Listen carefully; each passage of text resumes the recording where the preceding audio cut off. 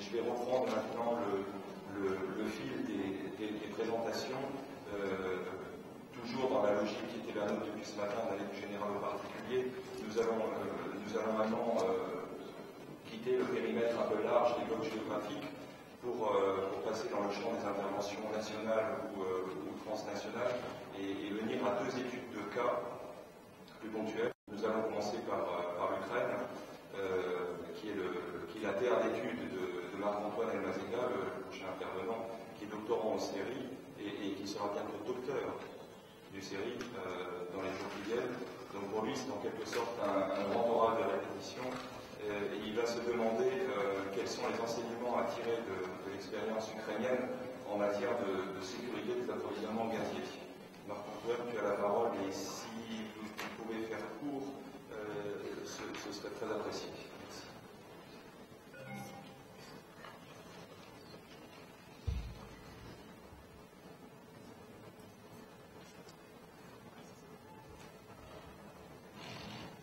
Mesdames et messieurs, bonjour. Je vais faire bref, mais bien sûr ne pas que parler de l'Ukraine, mais surtout parler de la Moldavie et tenter peut-être de tirer quelques enseignements de ce qui se passe en Ukraine, qui est un pays très proche, et que je crois, malheureusement, les relations ukraino-moldaves n'ont pas atteint au cours des dernières années la priorité qui aurait dû guider l'action à la fois du gouvernement ukrainien et moldave, parce que ce sont deux voisins qui sont très liés et qui mériteraient vraiment de développer à tous les points de vue leurs relations. Et peut-être que le temps sera rattrapé au cours de ces prochains mois ou années. Ma présentation, je vais d'abord faire quelques éléments chiffrés économiques pour essayer de mettre un peu en relation la situation économique et énergétique en Ukraine, en Moldavie. Puis je vais vous présenter quelques données plus précises sur les enjeux des marchés gaziers ukrainiens et moldaves. Quelques éléments de réflexion également ensuite sur les problématiques liées à la dépendance gazière vis-à-vis de la Russie. Et puis quelques opportunités d'action et solutions avant de conclure. Ici, dans ce tableau, vous voyez un peu une mise en perspective de quelques éléments économiques et gaziers entre la Moldavie et l'Ukraine. Alors ce qu'on voit bien sûr, c'est que la Moldavie est toute petite par rapport à l'Ukraine, mais finalement sa situation économique est loin d'avoir été celle de l'Ukraine en particulier dans la manière où la Moldavie a traversé la crise économique. Alors bien sûr, la Moldavie est plus pauvre que l'Ukraine, mais elle n'a pas à rougir parce que sa dette extérieure est bien inférieure à celle de l'Ukraine, après la crise. Elle a des flux d'IDE, d'investissement direct à l'étranger, qui sont remarquables, même si l'année 2009 a accusé une très forte baisse, et cela doit inciter les autorités à redoubler l'imagination pour tenter de faire revenir ces investisseurs.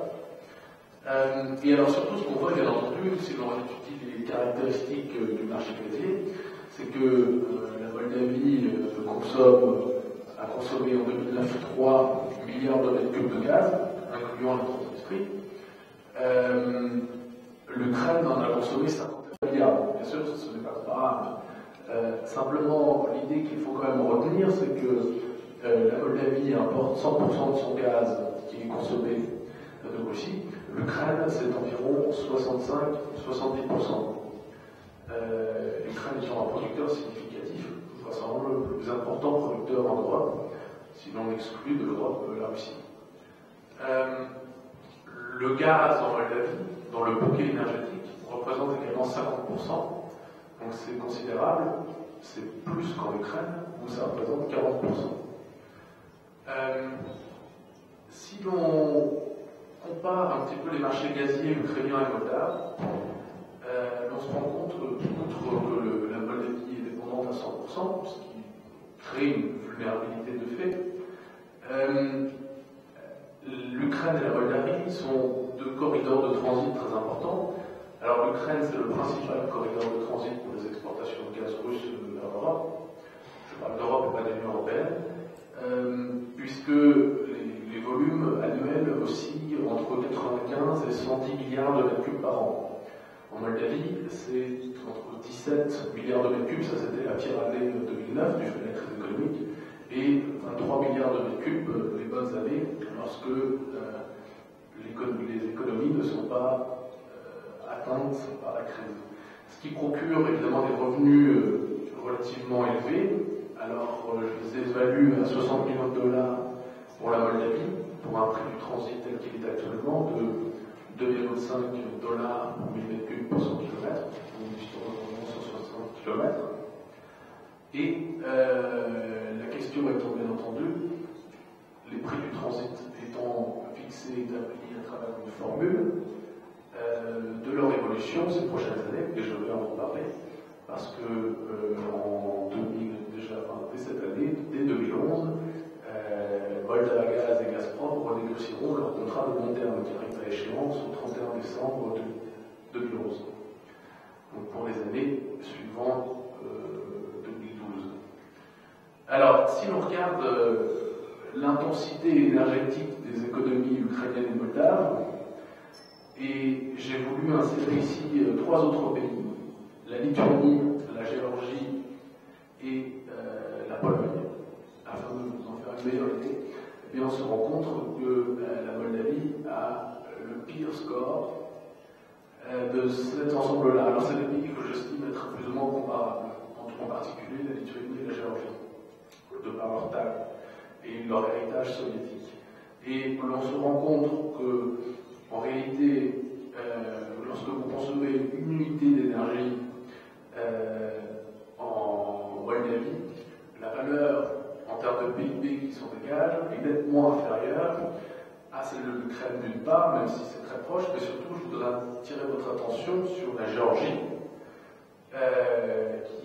qui obtient quand même des résultats presque 3 fois meilleurs, on va dire 2 fois et demi meilleurs, bien sûr la Lituanie, et surtout la Pologne. Alors vous direz, la Pologne est dans l'Union européenne, mais par exemple la Géorgie ne l'est pas. Si l'on regarde les enjeux récents des relations avec Gazprom, je crois que ce qui est remarquable en Moldavie, c'est que depuis 2 ans, la Moldavie, ou même plus, depuis 2006, en réalité, la Moldavie paie le prix fort pour le gaz, le prix de marché, entre guillemets, alors que ses voisins, en particulier l'Ukraine, ont tout fait pour retarder ce passage au prix de marché. Et je crois que c'est une situation exceptionnelle ici, et qui mérite d'être soulignée. Et je reviendrai par la suite. L'autre singularité, c'est que dès 2006, la Moldavie a signé, Moldava Gaz, pardon, pour être plus précis, a signé un contrat de long terme avec Gazprom, qui arrive à échéance à la fin de l'année 2011. Naftogaz l'a fait après la crise de janvier 2009, un contrat de 10 ans. Et en réalité, je pense que c'est vraiment un atout pour Moldava Gaz par rapport à Naftogaz, car Moldava Gaz va avoir l'opportunité, dès l'année prochaine, de négocier un nouveau contrat qui intègre l'évolution des marchés suite à la crise économique, alors que l'Ukraine, par exemple, est véritablement coincée avec ce contrat, sa formule, etc., jusqu'en 2019. Et donc, ce qui est intéressant aussi, différence notoire avec l'Ukraine, c'est que Naftogaz demeure une entreprise 100% publique, alors que Moldava Gaz est détenue à 50% par Gazprom, et Gazprom elle-même gérant sous forme de trust une partie des actions qui reviennent de la Transnistrie.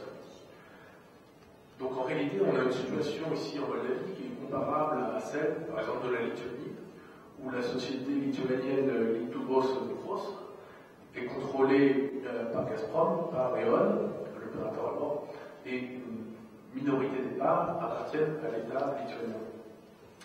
Bien sûr, il y a la question de la Transnistrie, dont les dettes gazières, M. le maire nous l'a rappelé, sont élevées, qui pose la question de l'appartenance de facto, de jure, et les contradictions que cela crée avec la Moldavie. Comme vous le savez peu que moi, procédure en arbitrage engagée par Gazprom auprès du tribunal d'arbitrage de la Chambre de commerce de Moscou montre que cet enjeu des dettes est extrêmement sensible et bien entendu le tribunal d'arbitrage condamne Moldava Gaz à rembourser Gazprom, mais de fait ces décisions ne sont pas appliquées, ce qui prouve bien qu'il y a un problème et que Gazprom ici finalement a le même intérêt que l'État moldave, c'est-à-dire à tenter de faire payer la Transnistrie. Mais là, les intérêts premiers jouent. Maintenant, évidemment, quand on regarde l'avenir du corridor de transit moldave, il y a des grandes incertitudes. C'est dommage que le président de Moldava Gaz n'en ait pas parlé, mais la menace que représente le projet South Stream pour le corridor gazier moldave est bien réelle. Reste à savoir si le South Stream sera construit, quand et avec quelles caractéristiques. Et alors là, sur ce graphique, vous voyez, je vais essayer de... non, c'est possible. Ce que vous voyez ici, c'est l'évolution des capacités de transit de gaz russe vers l'Europe. Donc, à l'horizon 2020, en fonction des différents projets de gazoduc qui seront mis en œuvre. Donc, si le Nord Stream est construit dans ces deux phases, tel que ce sera le cas, en réalité, les capacités d'exportation dépasseront 250 milliards de mètres cubes. Si à cela l'on rajoute le South Stream, les capacités d'exportation totales atteindront presque 350 milliards de mètres cubes. Or, les flux réels qui seront transportés seront soit dans un scénario pessimiste d'environ un peu moins de 200 milliards de mètres cubes, dans un scénario optimiste, dépasseront les 200 milliards de mètres cubes. Et dans tous les cas, cette différence-là, ce sera l'ensemble des capacités disponibles, installées, mais qui ne seront pas couvertes par des livraisons de gaz.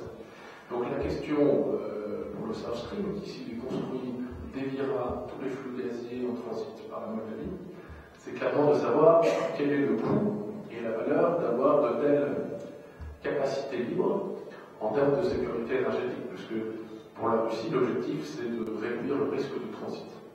Et à quel coût, finalement, de telles capacités libres vont être créées. Si l'on regarde les forces de l'Ukraine et de la Moldavie, si on le compare en termes gaziers, bien sûr, l'Ukraine a des capacités de stockage extrêmement élevées que n'a pas la Moldavie. L'Ukraine a un contrat à long terme